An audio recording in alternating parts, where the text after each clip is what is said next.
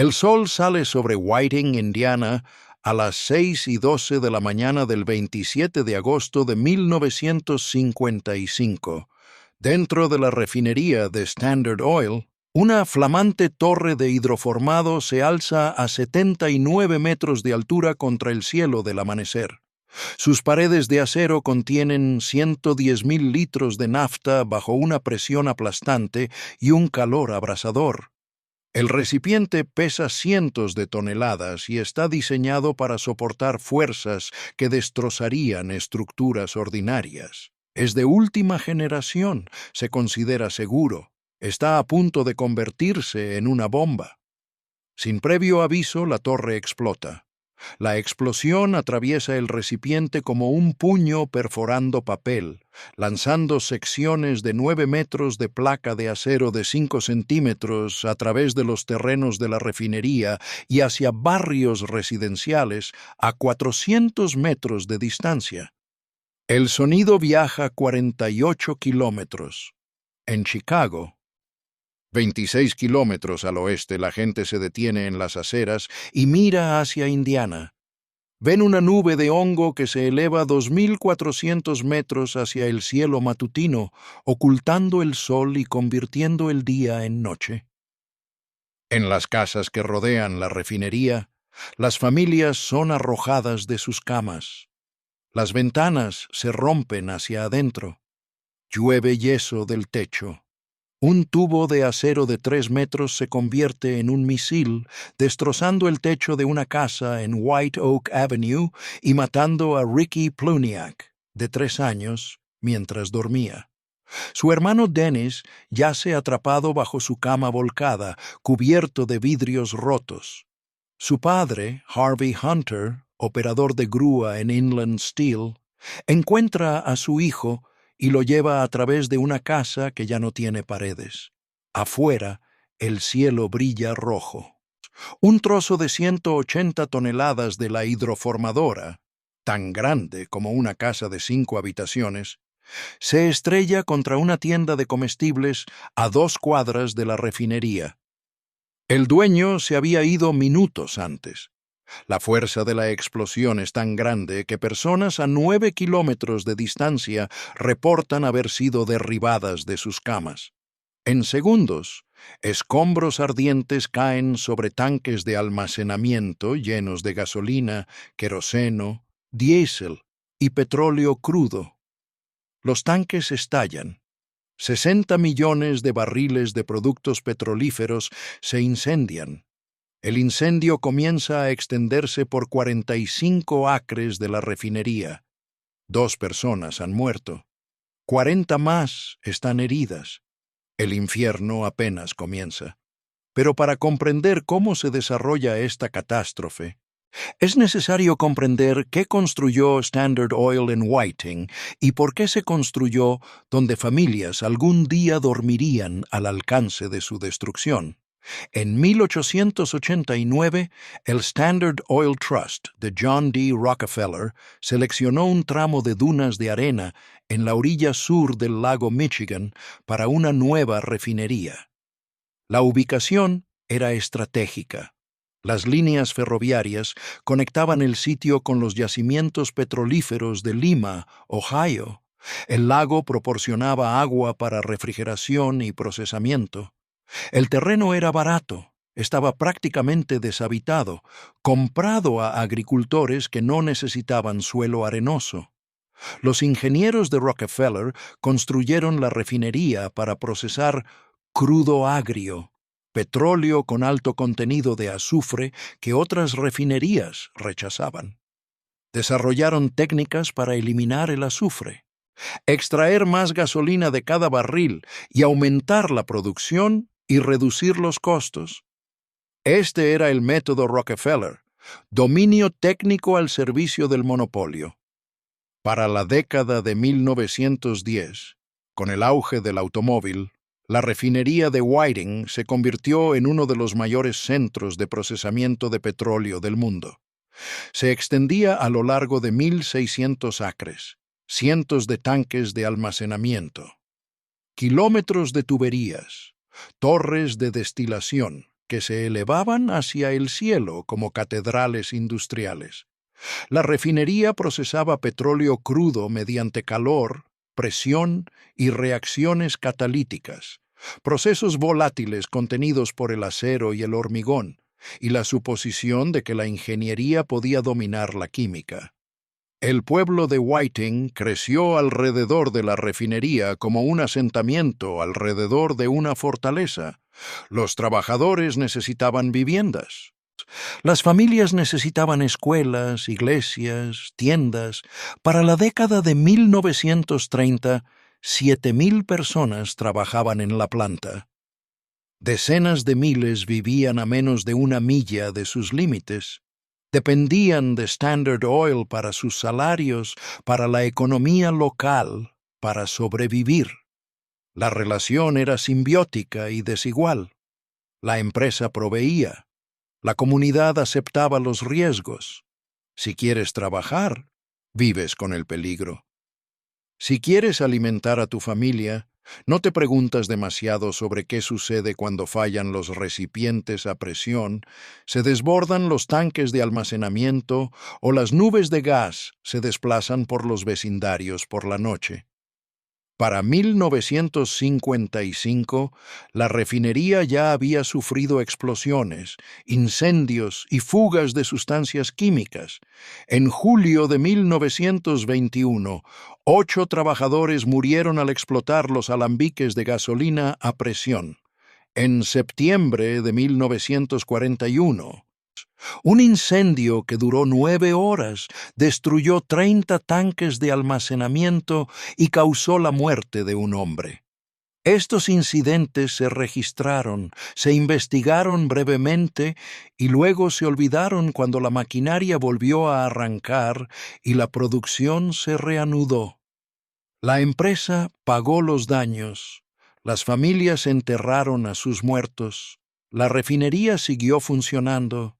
Suscríbete a este canal para ver más historias como esta, historias sobre energía industrial, vulnerabilidad comunitaria y los costos ocultos de la infraestructura energética estadounidense. El hidroformador que explotó el 27 de agosto de 1955 era un recipiente diseñado para producir gasolina de alto octanaje. Dentro de la torre se mezcla nafta, un destilado volátil del petróleo, con gas hidrógeno bajo presión y temperatura extremas en presencia de un catalizador. La reacción química reorganiza las moléculas de hidrocarburos, creando un combustible que se quema de forma más limpia y potente en los motores de los automóviles. Se trata de química sofisticada. Requiere precisión.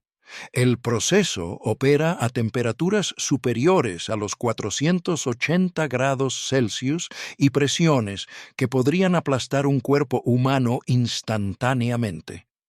Las paredes de acero del hidroformador tienen centímetros de espesor y están reforzadas con hormigón en la base. La torre está equipada con válvulas de seguridad, manómetros y sistemas de parada de emergencia. Ha sido inspeccionada y certificada. Es uno de los equipos de refinación más grandes jamás construidos. El peligro no reside en lo visible, sino en lo invisible. Las tensiones microscópicas en las soldaduras, la fatiga del metal sometido a la expansión y contracción térmica, la posibilidad de que un solo punto débil en una estructura tan masiva pueda propagar una falla catastrófica. El trabajo en una refinería es un entorno de amenazas invisibles. Los trabajadores respiran aire impregnado de benceno, sulfuro de hidrógeno y vapores de hidrocarburos. Pasan junto a tanques que contienen sustancias que pueden inflamarse por la electricidad estática. Operan equipos donde una sola chispa, una sola fuga, una sola sobrepresión puede provocar explosiones que se miden en manzanas. Los hombres que trabajan en Whiting lo entienden. Ven las cicatrices de quemaduras en los trabajadores mayores, asisten a los funerales. pero también ven los sueldos, las pensiones, la promesa de estabilidad en una economía industrial donde las alternativas escasean. Standard Oil de Indiana es uno de los mayores empleadores de la región. Rechazar el trabajo es abandonar la zona, así que van a trabajar. Confían en la ingeniería, confían en las inspecciones, confían en que alguien, en algún lugar, ha calculado los riesgos y los ha considerado aceptables. La historia de la refinación es una historia de desastres postergados y lecciones ignoradas. El mismo año en que se instala la hidroformadora Whiting, las refinerías de todo Estados Unidos experimentan incendios, explosiones y liberaciones tóxicas. En 1947, un barco cargado de nitrato de amonio explotó en Texas City, provocando un incendio en la refinería que mató a 581 personas, el desastre industrial más mortífero en la historia de Estados Unidos. Las investigaciones revelaron protocolos de seguridad inadecuados, capacitación insuficiente y una cultura que priorizaba la producción sobre la protección. Se emitieron recomendaciones. Algunas se implementaron. La mayoría no. La lógica económica era clara. Las medidas de seguridad cuestan dinero, ralentizan la producción y reducen las ganancias. Las empresas calcularon que los desastres ocasionales eran más baratos que el cambio sistémico. Pagaron indemnizaciones a las familias, reconstruyeron unidades dañadas, reanudaron las operaciones. En 1950, un incendio en una refinería de Gulf Oil en Filadelfia hirió a docenas de personas. En 1952, una explosión en una refinería de Shell en California mató a 3 trabajadores. En 1954, una refinería de Standard Oil en Nueva Jersey sufrió un gran incendio. Cada incidente siguió un patrón: fallo mecánico o error humano, respuesta de emergencia inadecuada, sistemas de contención insuficientes, llamas que se propagaron más rápido de lo que los bomberos podían controlar. Todas las investigaciones concluyeron con hallazgos similares. El mantenimiento de los equipos se pospuso, las inspecciones fueron superficiales, los trabajadores no recibieron la capacitación adecuada, los sistemas de emergencia fallaron en condiciones reales. Y en cada ocasión, la producción se reanudó antes de que las cenizas se enfriaran. La refinería de Whiting tenía su propio historial de accidentes. En los años anteriores a 1955, los trabajadores reportaron puntos calientes en las unidades de procesamiento, fluctuaciones de presión en las tuberías y válvulas que no sellaban correctamente. Algunos presentaron quejas anónimas a la gerencia. A algunos se les dijo que los problemas se solucionarían durante el mantenimiento programado. A otros se les indicó que continuaran trabajando. La refinería operaba continuamente, 24 horas al día, 7 días a la semana. Parar una unidad para reparaciones significaba pérdida de producción.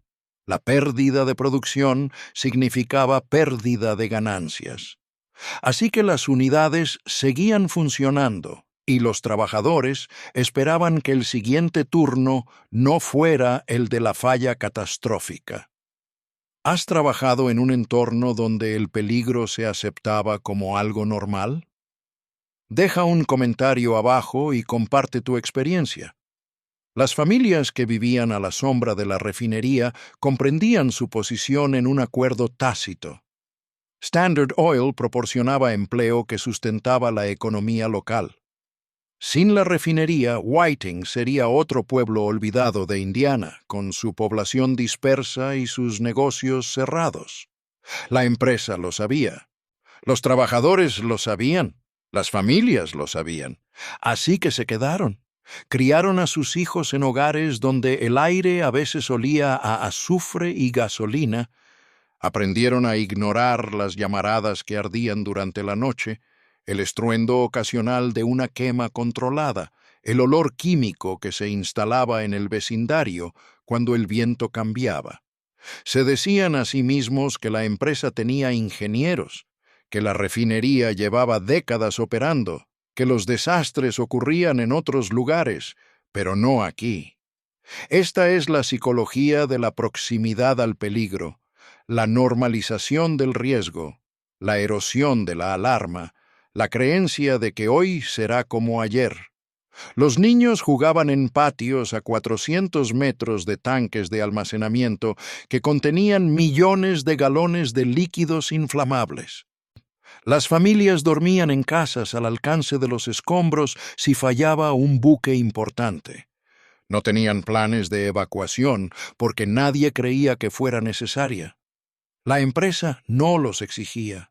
El pueblo no los exigía. Los trabajadores no insistían en ellos. Todos eran cómplices de la ficción de que no ocurriría nada verdaderamente catastrófico. La dependencia económica creó silencio. Cuestionar la seguridad de la refinería era cuestionar la fuente de sustento de la comunidad. Exigir mayores protecciones era arriesgarse a ser etiquetado como difícil, poner en peligro el empleo, amenazar la estabilidad de toda una región. Así que las preguntas quedaron en el olvido. La refinería se expandió, la población creció, la distancia entre los hogares y los peligros se redujo. Para agosto de 1955, miles de personas vivían y trabajaban dentro del radio de explosión del equipo más peligroso de la refinería de Whiting. En la mañana del 27 de agosto, la flamante hidroformadora se encontraba en su fase de arranque tras meses de construcción y pruebas. Dentro de la torre, la nafta y el hidrógeno se calentaban a temperatura de funcionamiento. La presión aumentaba. La reacción catalítica comenzaba. A las 6:12 de la mañana, algo fallaba. La causa exacta se debatiría durante meses. Un fallo de soldadura, un pico de presión, un defecto de diseño, un error del operador. Lo que no es debatible es lo que sucedería después. La hidroformadora explotaba con una fuerza que se registraba en los sismógrafos. La explosión desgarraba el recipiente desde el interior, fracturando la placa de acero diseñada para contener fuerzas mucho mayores que las condiciones normales de funcionamiento. Trozos de metal de toneladas de peso salían proyectados a cientos de metros por los aires. Algunos impactaban contra otras unidades de procesamiento, rompiendo tuberías y provocando incendios secundarios. Otros impactaban contra tanques de almacenamiento, perforando paredes y liberando contenido presurizado. Algunos traspasaban los límites de la refinería, impactando contra viviendas, negocios y vehículos en zonas residenciales. Los sobrevivientes describen el sonido como apocalíptico. Una mujer dice que sintió como si el sol explotara y fuera el fin del mundo. Un residente que observaba desde la distancia afirma que la explosión creó un gran destello rojo, seguido de un ruido que sacudió edificios a kilómetros de distancia. Las ventanas se hicieron añicos en un radio de 5 kilómetros. El vidrio se convirtió en metralla, hiriendo a las personas en sus hogares. La bola de fuego inicial se elevó cientos de metros, incendiando cualquier material inflamable en su radio. Escombros ardientes cayeron sobre 45 acres. 60 millones de barriles de productos petrolíferos en tanques de almacenamiento se incendiaron. Las llamas se propagaron de un tanque a otro, y cada explosión desencadenó la siguiente en una cascada de destrucción. En cuestión de minutos, la refinería se convirtió en un infierno. Una humareda negra se eleva miles de metros hacia el cielo, visible desde Chicago. desde Gary a 48 kilómetros en todas direcciones. La nube de hongo oscureció Whiting, dejando la ciudad en sombras al amanecer. En el barrio residencial adyacente a la refinería, las familias se afanaban entre casas que se derrumbaban a su alrededor. Harvey Hunter encuentra a su hijo Dennis atrapado debajo de una cama, cubierto de vidrios rotos y yeso. Encuentra a su esposa Beverly y a su hija Bonnie entre los escombros de su dormitorio. Una pieza de acero de 180 toneladas, más grande que la mayoría de las casas, se ha estrellado contra el supermercado a 2 cuadras de distancia. El edificio está destrozado. El dueño, que se fue minutos antes de la explosión, regresa para encontrar solo escombros y metal retorcido.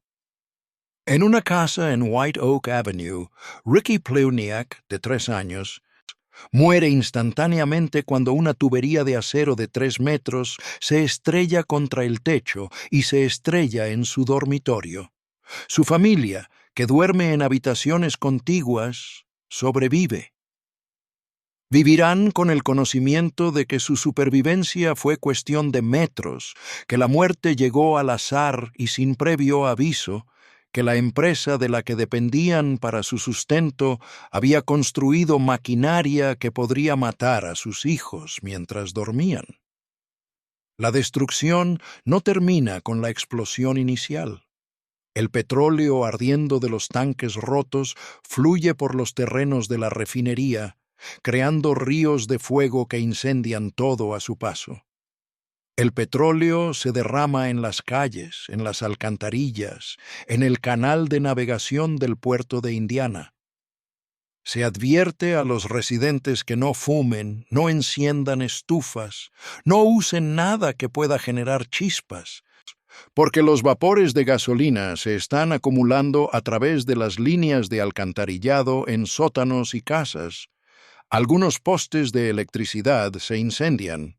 Algunos vehículos estacionados cerca de la refinería son consumidos por las llamas.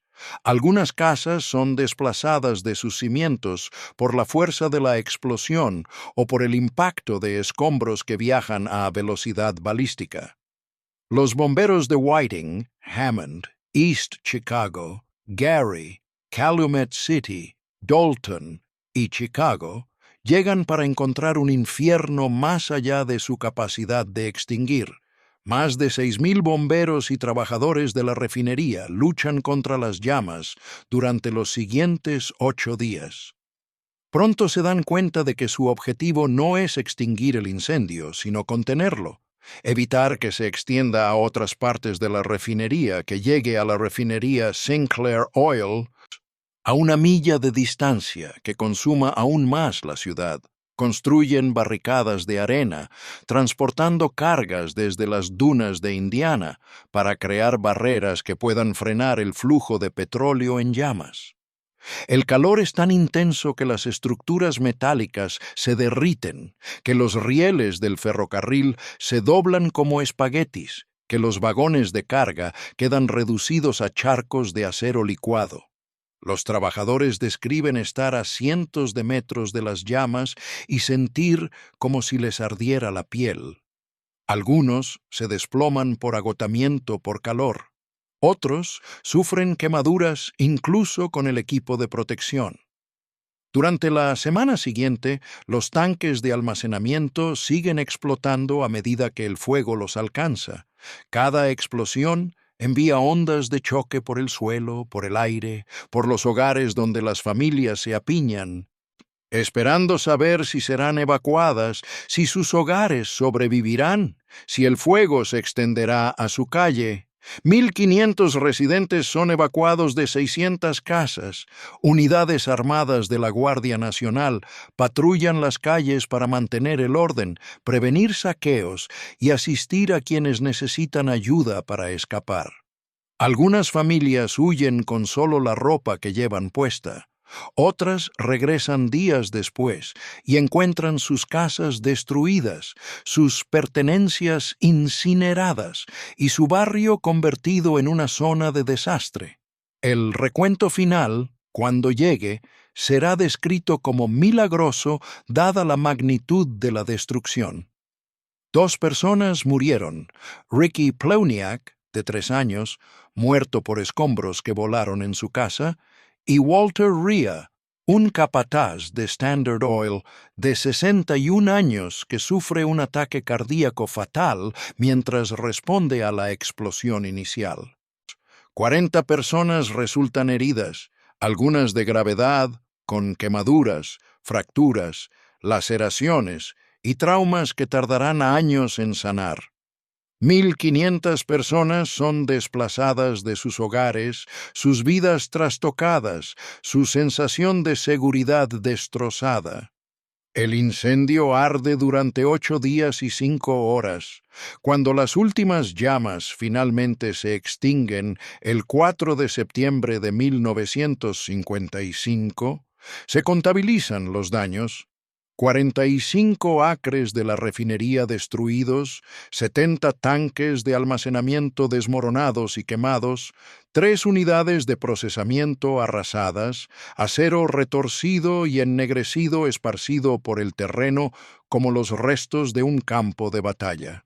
La pérdida económica se estima en $30 millones, equivalente a casi $300 millones actuales, la mayor parte cubierta por el seguro.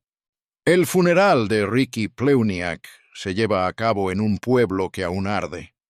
Sus padres entierran a su hijo de 3 años y regresan a un vecindario donde las casas están dañadas sin posibilidad de reparación, donde el aire aún huele a petróleo quemado, donde cada ventana ofrece una vista de la refinería que mató a su hijo. La familia de Walter Rea recibe las condolencias de la gerencia de Standard Oil y una pensión de la compañía. Su muerte está catalogada como un ataque cardíaco, no como una víctima directa de la explosión, una distinción burocrática que afectará la compensación de su familia y su lugar en el recuento oficial de víctimas. Los heridos son tratados en hospitales abrumados por casos de quemaduras, fracturas y daños respiratorios por inhalación de humo y vapores químicos. Algunos se recuperarán completamente. Otros llevarán cicatrices físicas y psicológicas por el resto de sus vidas. Y la comunidad de Whiting se queda con una pregunta que no puede responder: ¿cómo se puede vivir a la sombra de algo que puede matarte mientras duermes? La investigación del desastre de Whiting revela lo que siempre revelan las investigaciones: una cascada de fallos, debilidades sistémicas y una cultura que priorizaba la seguridad en favor de la producción. La hidroformadora era nueva, diseñada para soportar presiones y temperaturas extremas, pero sus procedimientos de construcción y puesta en marcha se apresuraron para cumplir con los plazos de producción. Las soldaduras no se inspeccionaron adecuadamente. Las pruebas de presión se realizaron en condiciones que no replicaban completamente el estrés operativo. Los trabajadores no recibieron la capacitación completa sobre los procedimientos de parada de emergencia para equipos tan complejos. Los planes de respuesta a emergencias preveían incendios menores, no fallos catastróficos. Los sistemas de extinción de incendios de la refinería colapsaron en cuestión de minutos. La investigación interna de la compañía concluye que la explosión se debió a un pico de presión en la hidroformadora, posiblemente causado por una falla de soldadura o un mal funcionamiento del sistema de control. La causa exacta nunca se determina definitivamente. Standard Oil emite un comunicado lamentando la pérdida de vidas y comprometiéndose a reconstruir las secciones dañadas de la refinería con medidas de seguridad mejoradas. La compañía ofrece comprar viviendas en las zonas más afectadas, comprando las viviendas de las familias que ya no se sienten seguras viviendo junto a la planta. Algunas familias aceptan la oferta y se marchan. Otras, vinculadas económicamente a la refinería, se quedan. Investigadores gubernamentales de Indiana y agencias federales realizan sus propias revisiones. Emiten informes que señalan un mantenimiento inadecuado, protocolos de seguridad insuficientes y un patrón de priorizar la producción sobre la seguridad de los trabajadores y la comunidad. Formulan recomendaciones, inspecciones más rigurosas, mejor formación, sistemas de respuesta a emergencias mejorados, mayor separación entre riesgos industriales y zonas residenciales. Algunas recomendaciones se implementan, muchas no. La lógica económica permanece inalterada. Las medidas de seguridad integrales cuestan dinero, reducen la eficiencia y reducen las ganancias. Las empresas calculan los costos de los desastres, asentamientos, reconstrucción, relaciones públicas, y los comparan con los costos de la prevención. Los desastres suelen ser más económicos. Para 1956, Standard Oil reconstruyó las secciones destruidas de la refinería de Whiting y reanudó la producción a plena capacidad. La hidroformadora se reemplaza por una nueva unidad, construida según especificaciones revisadas. La vida vuelve a la normalidad en Whiting, aunque la población del pueblo comienza a declinar lentamente. Algunas familias se marchan, renuentes a permanecer a la sombra de la refinería. Otras se quedan, atadas por la economía, el empleo y la obstinada creencia de que un rayo no cae dos veces.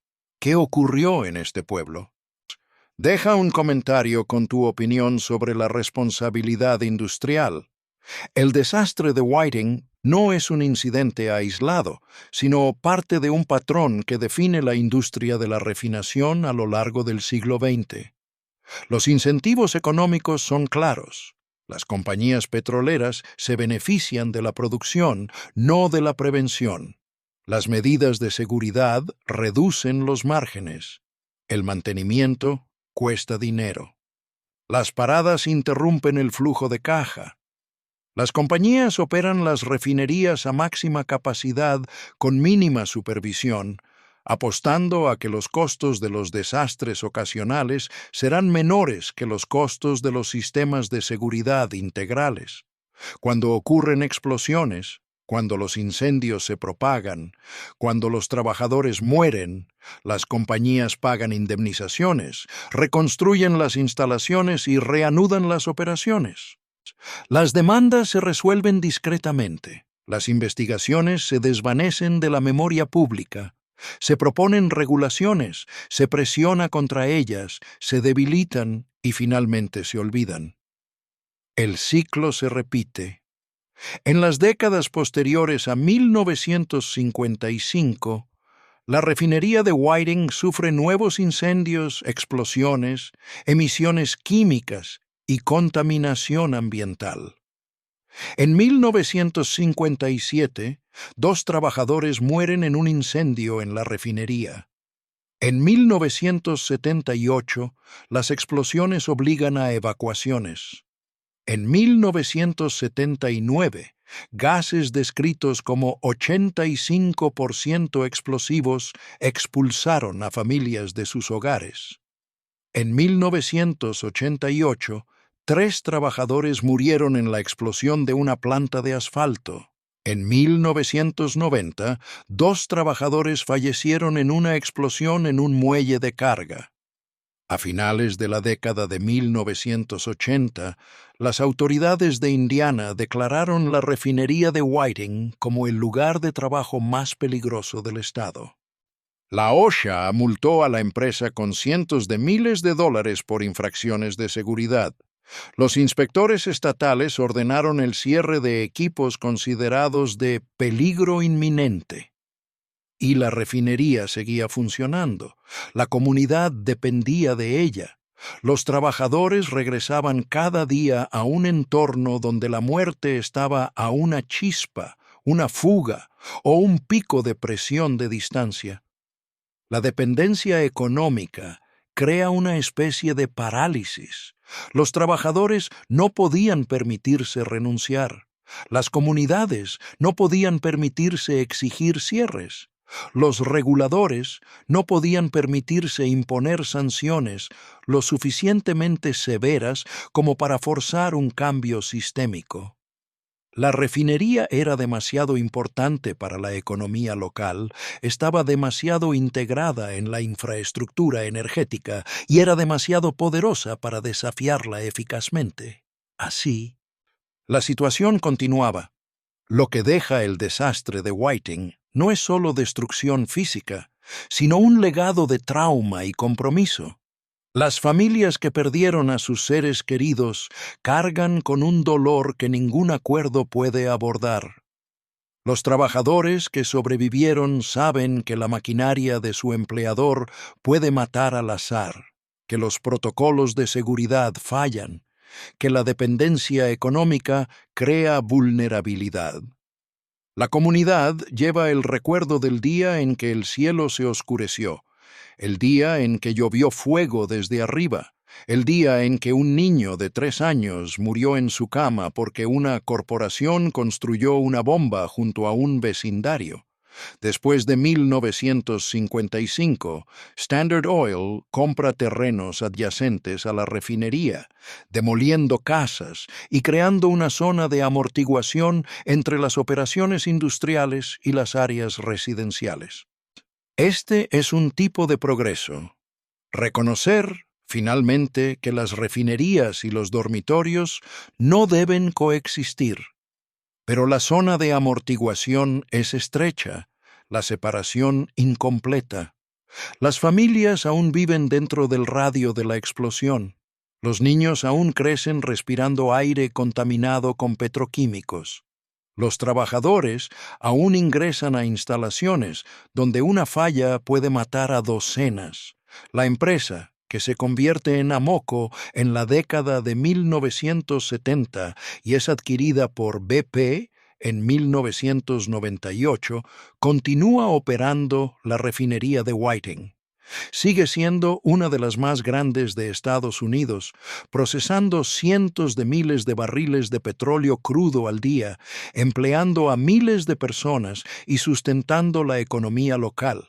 También continúa experimentando incidentes, derrames, fugas, incendios e infracciones de las normas ambientales y de seguridad. En 2009, la EPA citó a BP por emitir benceno cancerígeno en la refinería durante 6 años sin los controles adecuados. En 2013, BP invierte miles de millones para modernizar las instalaciones, alegando mejoras en la seguridad y el desempeño ambiental. Pero la relación fundamental permanece inalterada. Una comunidad económicamente dependiente de una industria que plantea riesgos existenciales, una empresa que prioriza las ganancias sobre la protección y un sistema regulatorio demasiado débil para forzar la transformación. El desastre de Whiting enseña una lección que Estados Unidos se niega a aprender, que el poder industrial y la seguridad comunitaria suelen ser incompatibles, que la dependencia económica crea vulnerabilidades que las corporaciones explotan, que los desastres no son accidentes, sino resultados predecibles de sistemas diseñados para priorizar la producción por encima de las personas. La lección está escrita en las cicatrices de las víctimas de quemaduras, en las tumbas de los fallecidos, en la memoria de los sobrevivientes. En este canal, documentamos estas historias no para detenernos en el pasado, sino para iluminar el presente.